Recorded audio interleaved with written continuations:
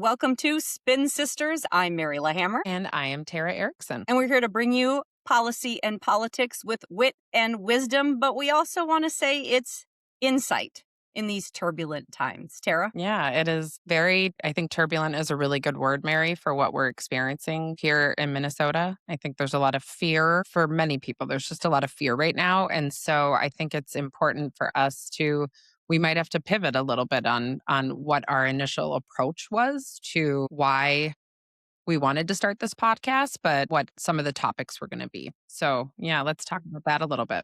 We should say some of the inspiration was also brought out of tragedy to go way back to initially. We've known each other for a long time. And with the loss of Speaker Melissa Hortman, we both came together and said, this is somebody we've known for a long time. And we were struggling with that loss and said, what can we do to highlight the good things? The great people we know doing good work on both sides of the aisle. And we said, what are solutions?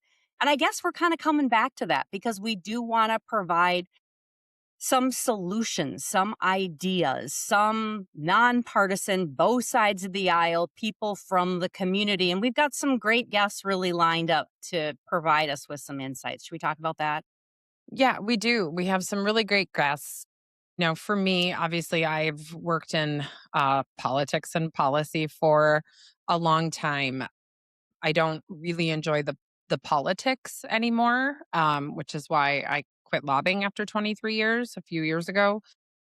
But I love public policy and bringing people together and trying to find solutions and compromise to move projects and policy ahead for our state. So I just think with everything that's happening right now, it's a really good time to try and get different perspectives on how we can reach solutions. Yeah, and people may know my name and my face from my day job, I should say. I work on Twin Cities Public Television, Almanac at the Capitol. Been doing that for almost 30 years. And I, loved politics and government for much of that, but it's been a particularly hard stretch the last year, first with the political violence and now with the surge of ICE officers in the state. And again, loss of life in our state. It's real. And we have been bringing some guests together. And one of the things I've always enjoyed is former politicians. I used to joke that there's nothing more honest than a former politician.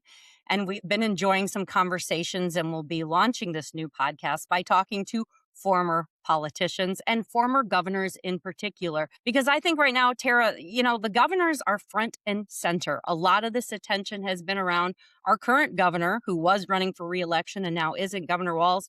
But we've been interviewing Governor Pawlenty, Governor Carlson, Governor Ventura is going to be talking. We're trying to get Governor Dayton to speak as well. And I think it's really important to talk about leadership and what kind of role a governor should be playing right now in dealing with the president, too, and kind of the clash that we're seeing. And we're going to be talking to a lot of other leaders. Who else do you have lined up? So we are, for me, I spent a lot of my time in healthcare, so we can talk a little bit about that. And so I really want to talk about mental health, what is happening. I know that we're going to have the former chief of psychiatry from Hennepin County Medical Center, whom I lobbied for about a decade. So that hospital and that institution are very near and dear to my heart and what they provide for Minnesota. We're also going to talk to some former lawmakers, some of them together, actually. So, Senator Julie Rosen was a senator here in Minnesota for 20 years. She's a Republican. She was from Fairmont area, and she worked a lot on drug policy. So, illicit drugs was very important. I should jump in. Senator Meth was her Her nickname. nickname And she was was proud Senator. of that. Yep, Right. her nickname Yeah. was Senator Meth. She really wanted to tackle things that were impacting her community. It's obviously a very rural community near the Iowa border. And she also got things done. I mean, really one of the most effective across the aisle. She got the Viking Stadium built, for gosh sakes, She right? did. I mean, yeah. A As lot of I've people said, want her to run for governor too. they did Still want her do, to run for maybe, governor. As I right? said, she's pretty much a badass. She own- I worked she with owned her. Bulls. I mean, we're not going to ruin the whole show yet, but the woman owns Bulls. Yes, she does. She owns a That's going lot to of be fun. bulls. So hopefully someday we can start having fun talking about But we're going to have her politics and the on characters. also. Yeah. Well, we're going to have her on with former Senator Tony Laurie, who was a Democrat from northern Minnesota. Yeah. And they just built a really good friendship and worked on a lot of different things together. I think one thing that people should realize is, if you're willing to build relationships with others, Senator Julie Rosen was in the minority longer than she was in the majority during her time, but she passed more bills than anybody else ever did. And so I think having some of her insight on how you build those relationships and work Absolutely. across the aisle, It happens, it works, it it may seem does. like a lost art, and I know that's one of the things we really wanna talk about, and even talk about some of the work that's being done by Majority in the Middle. Shannon Watson's been doing some Mhm. great work there, the Citizens League and some of the pairings that they've been doing through the Lawmaker Exchange. I think that's really important work, and I think, again, since the loss of Speaker Hortman, a lot of organizations have been trying to highlight and rebuild that bipartisanship that seems to be kinda lost. It is. And, Mary, you've been doing quite a bit of work in some of those areas as well. Like, just talk a little bit about some of the stories that you've done in just the last, couple of months about trying to really take the temperature down in politics right now. Yeah, I kinda said maybe the media is part of the problem, that, what ends up on TV and in the newspaper and on the radio has been the fights and the strife, and that maybe we need to look at ourselves too and look at ourselves for being part of the solution. I said, public TV should maybe be the place that's part of the solution and not the problem, so I tried extra hard. We've always tried to bring people together, but we also, pointed out differences. So I worked really extra hard, worked with Shannon at Majority in the Middle, highlighting some of the work. She had lawmakers sign a civility pledge, so we Mhm. highlighted that and have been giving lawmakers extra credit, showing them standing together and actually having lawmakers stand together and do interviews. And I heard some viewers say, I didn't know a Democrat could stand together, that a Democrat and a Republican were capable of Sure. standing together to do an interview side by side. And sure, Tara, we're at the Capitol all the time. We see Democrats and Republicans co sponsor bills. It happens behind the scenes, but that's not always what makes the news and what they're used to seeing. So, definitely, I've been making a more deliberative effort and just some of the different organizations, the Better Angels organization, working and doing community events and trying to teach people to have conversations, how to lower the temperature, how to bring folks together, and that there's a variety of organization because polarization is at an all-time high in It is. American history. The last peak was when we went to war and had a civil war against each other. And I think a lot of people with what's happening in the streets of Minnesota and Minneapolis right now are feeling like we could be on the cusp of a civil war. So I'm hoping with this podcast, with our conversation, that we can try to have some solutions together. I think, I've been trying to rack my head, which I think a lot of people are right now, about why Minnesota? Why is Mm, this happening mhm, here? We are first for voter turnout. Where, in the top 5 for most type of civic-minded, engaged things, whether that is philanthropic donation, volunteering. Minnesota has generally been a state that has worked and led on a lot of those metrics around, for the country. It is interesting. We are falling behind on things like education. So we mhm. are falling behind. I've been looking at that very closely. I have 2 boys in school and I'm constantly like, why don't you have school today? So like we only go to school 165 days, or that's the minimum here in Minnesota. And even in the 90s, there were, national studies that said at our 180-day mandate, what it used to be, that was too low and we were going to fall behind the rest of the world. So I think there's a lot of things that should not be political at all We that talk we about we're should be both products of public school, and we should talk about, absolutely. our backgrounds. I am a product of St. Louis Park Public Schools, and we talk about all the famous media personalities and the incredible education we received. You're a proud Iron Ranger. You get the range politics. No part of Minnesota has changed more politically than the Iron Range. You're It gonna has have a not. perspective Yep. like none other, I It think. has changed dramatically from the days of, Tommy Rukavina, really a populist figure. And, to think about how some of the union members have really kind of flocked away and are voting more on polarizing issues. Right, but And that's that the heart of never, MAGA politics too, and yep. that And that change, never the used to be the way up populism, there. that is what's happened on the range and across the country. It So it'll has. be so interesting to have your perspective on that.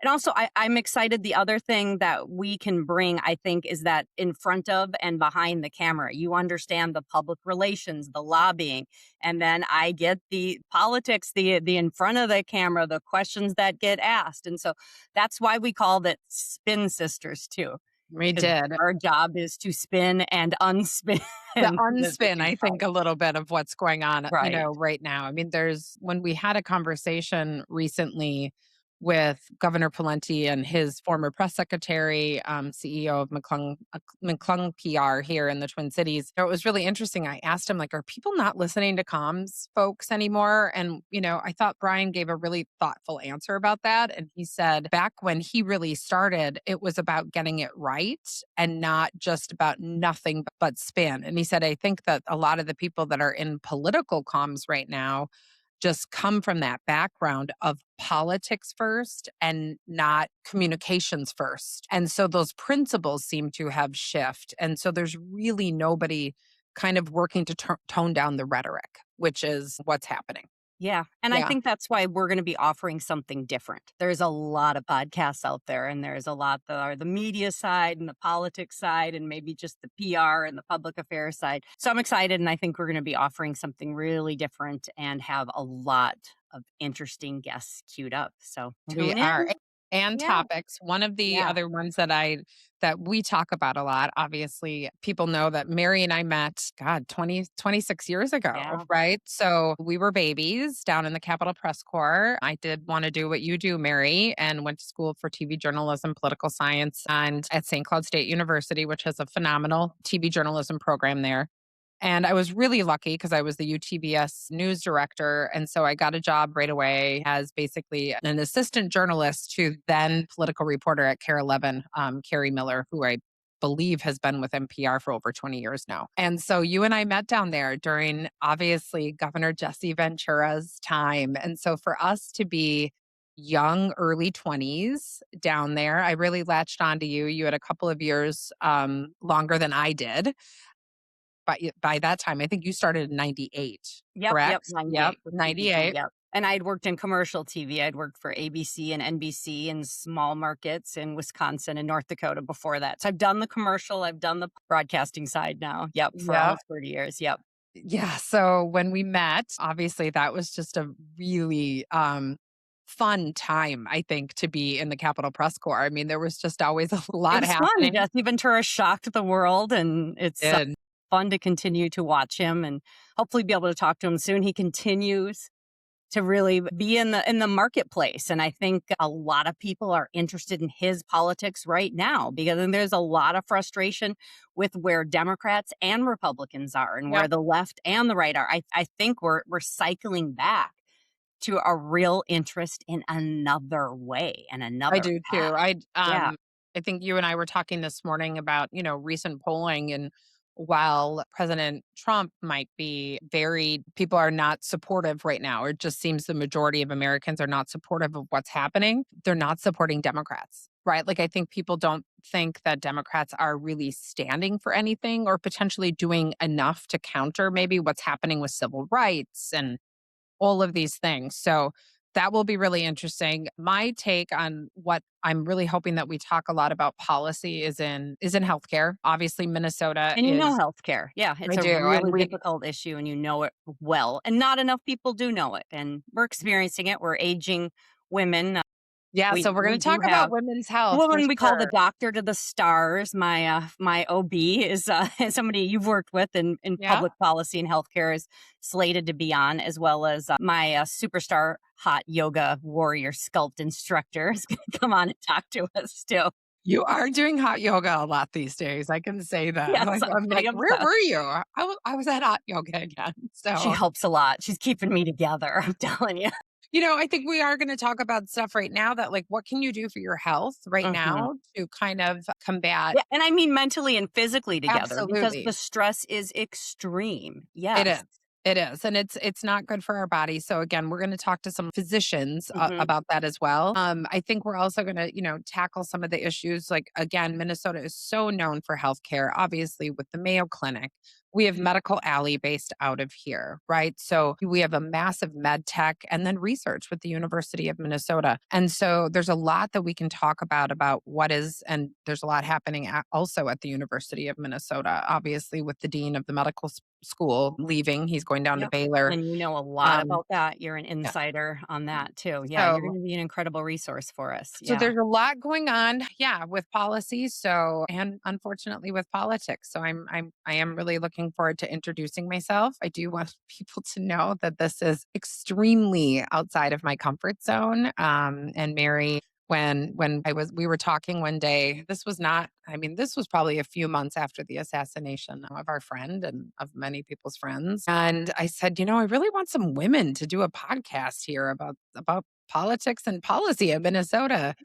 And you called and called back and were like, I think we should do it. And I was like, absolutely not, Mary. What are you talking about? That should not be me. So it took you a while to kind of talk me into this. And I'm glad that you did. I mean, I Good. am very Good. much outside of my comfort zone, but thanks for pushing me and thanks for being a good friend. And yeah, let's see where this goes. Let's do it.